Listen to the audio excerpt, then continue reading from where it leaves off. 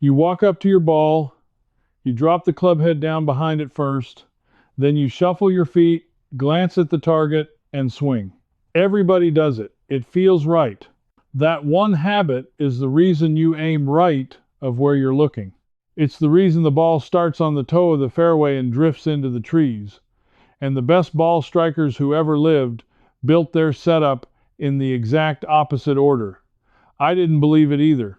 Not until I found a water-stained instruction book at an estate sale in a cardboard box marked $2 with a pencil note scrawled in the margin that said, "Never start at the ball."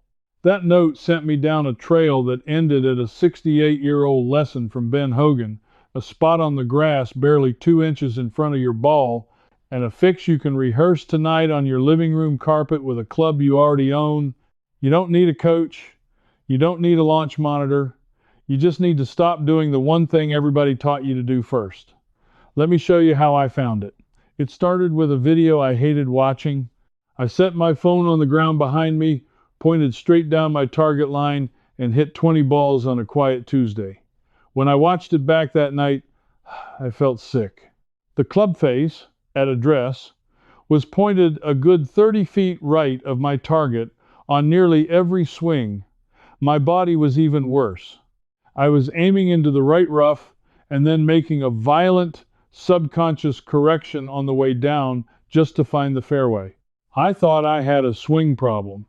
I had an aiming problem, and I had no idea how it got there. So I did what I always do. I started asking, where did this habit come from? Why do I set the club down first? Nobody ever taught me that as a rule. It just seemed obvious. The ball is on the ground, the club goes behind the ball, everything else comes after. But here's the thing I couldn't shake.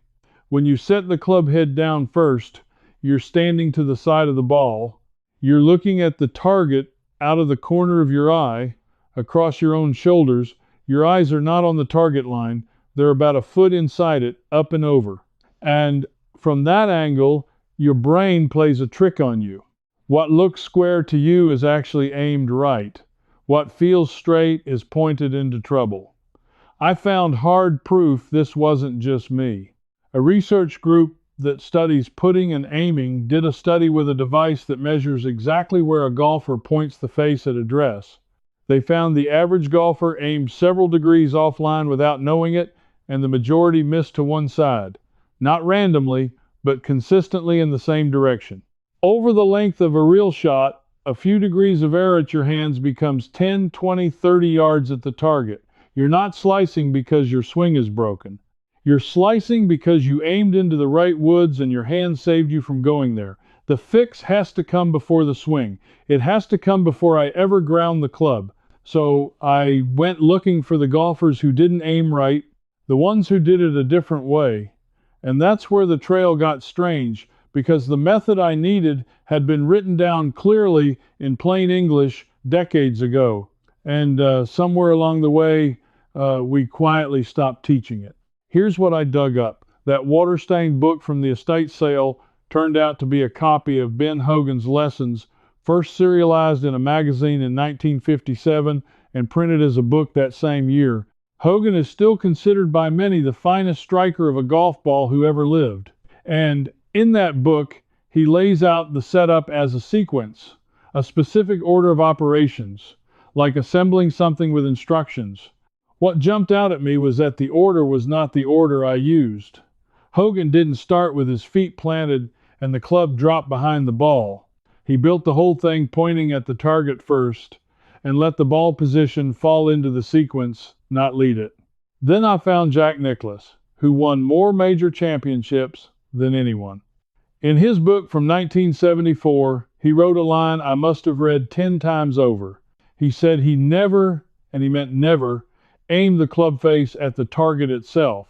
Instead, he picked out a spot, an old divot, a discolored leaf, a broken blade of grass, just a few inches in front of the ball, right on the line to the target. He aimed the face at that spot. Then he set his body parallel to the short line running from the ball to that spot. He credited the idea to his boyhood teacher, a man named Jack Grout, who had him doing it as a kid in the 1950s. Think about why that works. Because it stopped me cold when it clicked. Your brain is fantastic at aiming over short distances and terrible over long ones. Line up two coins on a table 2 inches apart and you can nail the direction instantly. Try to point at a chimney half a mile away and you'll be off by a house. A target 200 yards out is guesswork for your eyes. A spot 2 inches in front of the ball is a certainty. So these great players shrank the aiming problem down to a distance the human eye can actually handle. And they did it all before they ever built their stance. Now hold that thought, because here's where I started getting angry. If this was written down by Hogan in 1957 and by Nicholas in 1974 in books that sold millions of copies, how did I, a grown man who has played this game for years, never once have it explained to me as the first thing, the foundation, the step before all other steps? Why did every quick tip I ever got start at the swing and never at the aim? And the more I dug, the more I understood who benefited from that. Follow the money for a second. There is an enormous business built on top of your slice. There are training aids, straps, and gadgets that clip onto your arms. There are lesson packages sold in blocks of 6 and 10. There are launch monitors that cost more than a used car, memberships that auto-renew, and swing subscriptions that charge you every single month to fix a ball flight that, for a huge number of golfers, is nothing more than bad aim wearing a swing costume. If the real problem is that you're pointed into the right rough at address, that costs nothing to fix. Nobody sells a subscription for standing behind your ball and picking a spot. There's no monthly fee in a free habit. So the free habit got quiet. And the expensive fixes got loud. That's the pattern I keep finding on this trail, in the home, in the wallet, and now on the golf course. The thing that works and costs nothing gets buried under the thing that costs you forever. But knowing the great players used a spot didn't fully answer my question, because I still had to figure out why placing the club head down first actively ruins the spot method. And when I tested it, the answer was almost physical. Here's what I learned by filming myself again, this time on purpose, doing it both ways. When I walked up and grounded the club behind the ball first, my eyes were already off the line, up and inside. From that position, everything I did afterward, picking a spot, aligning my feet, was corrupted, because I was judging it all from the wrong viewpoint.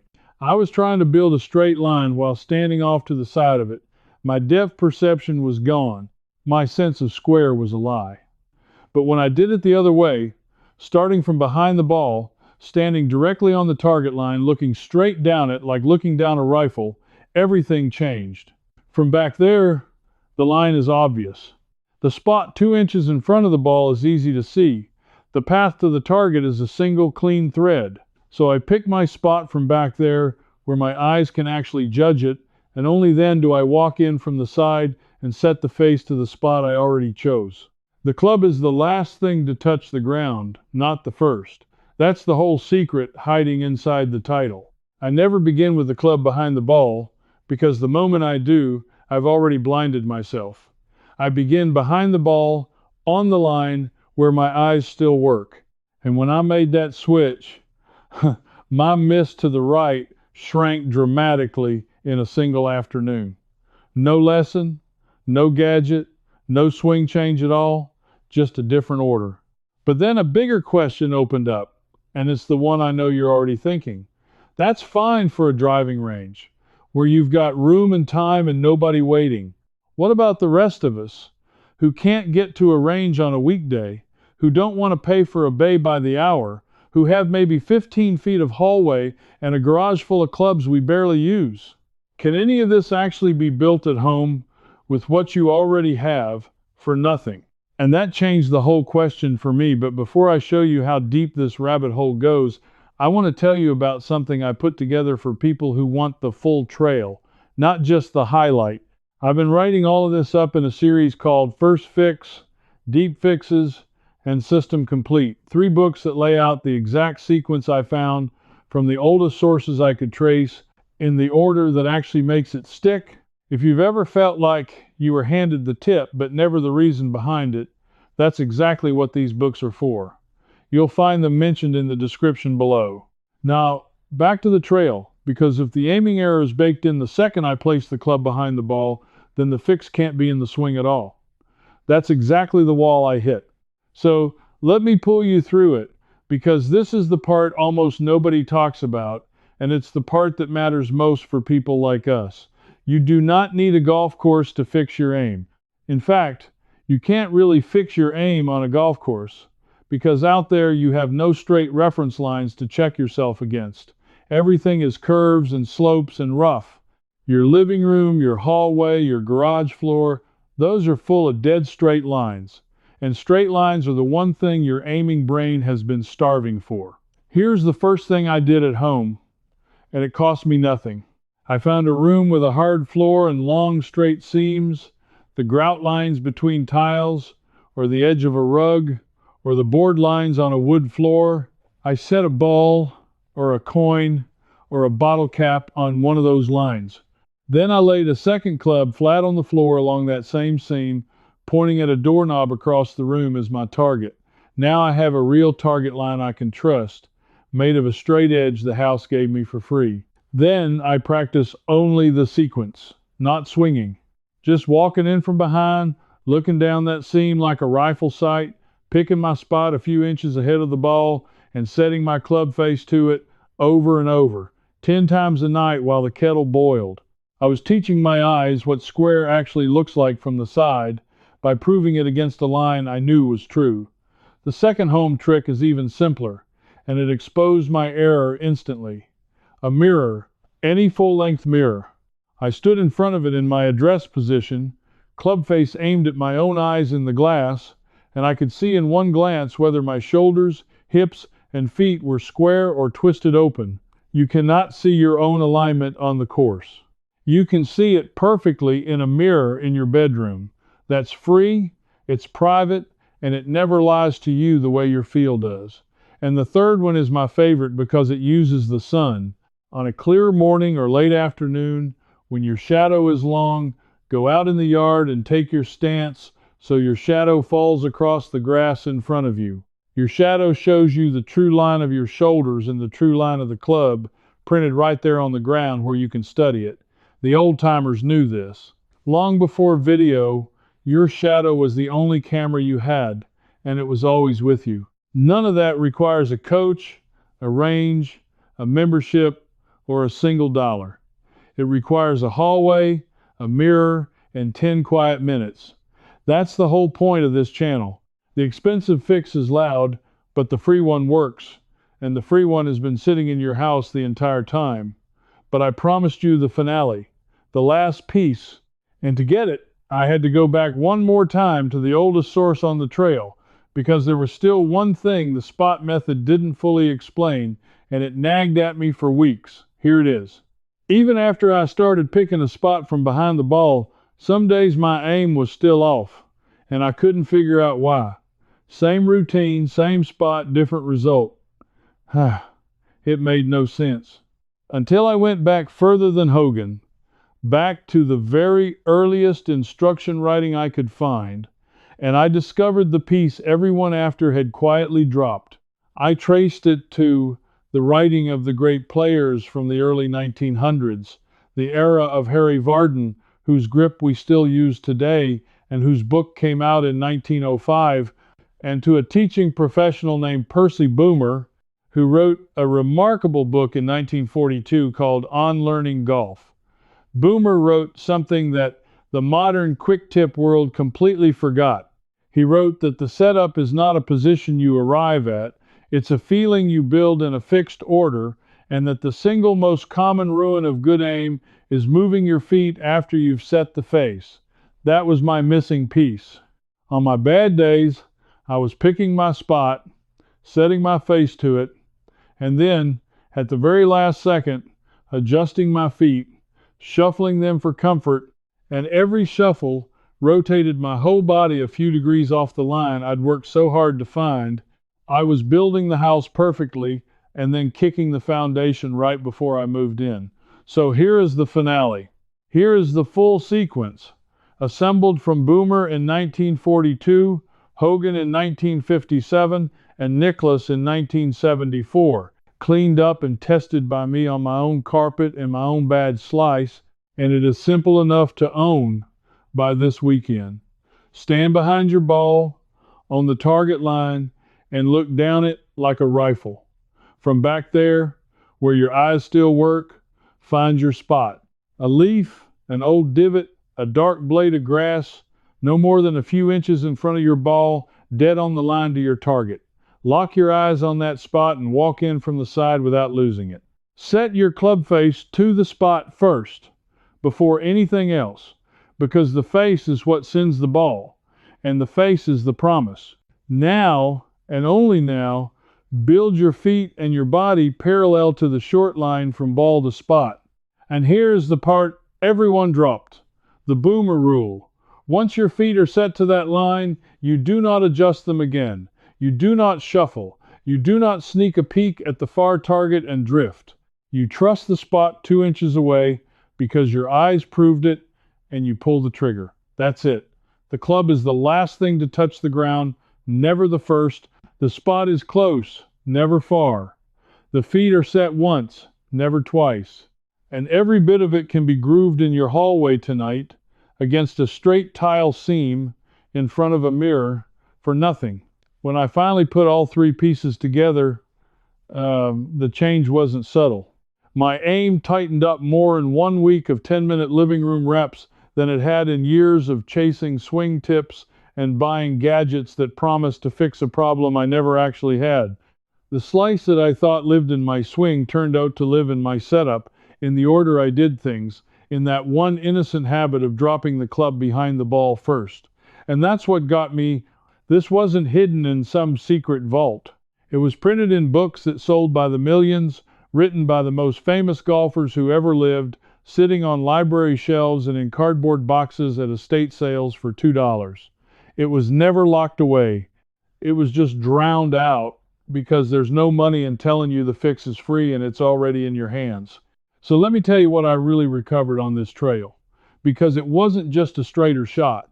I got back the feeling that the answer was mine all along, that I wasn't broken and I didn't need to keep paying strangers to rent it back to me a month at a time. That's the thing they can't sell, and it's the thing they most want you to forget.